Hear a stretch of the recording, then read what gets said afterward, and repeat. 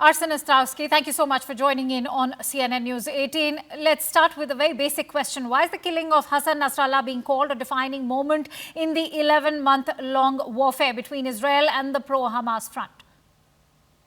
So, look, Hassan Nasrallah is an arch-terrorist, was an arch-terrorist and a mass murderer with the blood on his hands, not only of countless Israelis and Jews, but also Americans, French, Argentinian, and people from all over the world. And I should also add many Muslims in the region as well. So his elimination is actually a good day for peace and a good day for those who seek peace in the region, and certainly a better future for the Lebanese people as well, who have been hijacked by this Iranian-backed terrorist group, and also for the people of northern Israel, who have endured 11 months of relentless rocket fire, and 100,000 of them almost have now been forcibly displaced because of that.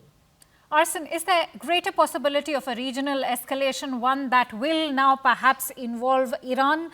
Is Israel also ready for retaliatory strikes from Lebanon, perhaps even Yemen and Iraq? I think Israel is certainly ready, and Israel has been fighting essentially what is a seven-front war, including on the south, of course, since October 7, by Hamas, in the north from Hezbollah, which joined Hamas's efforts the day after October 8, and including Iran. Iran has not been some passive actor in this. We need to remember that Hezbollah, like Hamas, is an Iranian-backed terrorist group that serves at the Islamic Republic's behest. Iran not only supports both these terror groups, but they've also been directly involved in attacking Israel, including in April, if you will recall, with the launching of some 300 or so missiles, rockets, and drones at Israel. The next step, of course, is entirely up to Iran. If Iran gets involved in this in a more destructive manner, then certainly Israel will respond accordingly. But the decision is up to Iran as to how much further to escalate the situation that we are already in. All right. Is this the end of Hezbollah militarily, given that the organization operates via thousands of kilometers of tunnels? Many are asking that question now. Look, that remains to be seen. What we know for a fact is that Hezbollah's leadership from Hassan Nasrallah down has been entirely decimated in the last week and a half.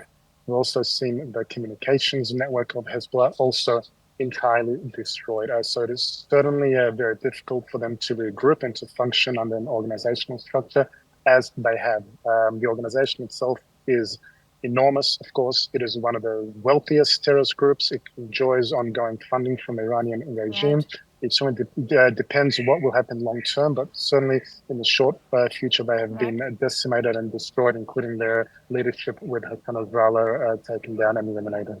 Arsen, are the continuous assassinations an indication of Israel's free hand? Many are asking, perhaps, is this happening because Israel has no price to pay internationally? Even this assassination is being said to have been in contravention of the Geneva law.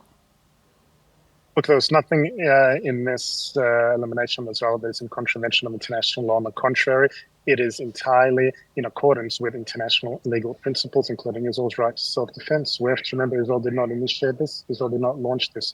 This attack, this wanton, relentless bombardment was initiated by Hassan Nasrallah and his terror group in Lebanon. We also have to recall that in the last few days alone, almost 2.5 million Israelis, which is approximately 1/4 of the population, have been in bomb shelters and the threat of rocket fire, in the line of rocket fire. That is 1/4 of the population. 1/4 of India's population is some 400 million people. I want to reiterate that, some 400 million people. That is the equivalent.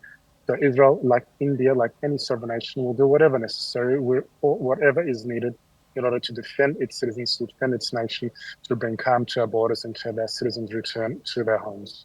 Arsen, before Prime Minister Netanyahu addressed the UNGA in the United States, there were hopes being shelved for a ceasefire that was being worked upon in collaboration with the United States and France. For a Prime Minister who's presented Israel as a champion of peace and prosperity during his fiery speech at the UNGA, followed by a strike on Beirut and the killing of Nasrallah, how will this go down internationally and will this further complicate ceasefire talks?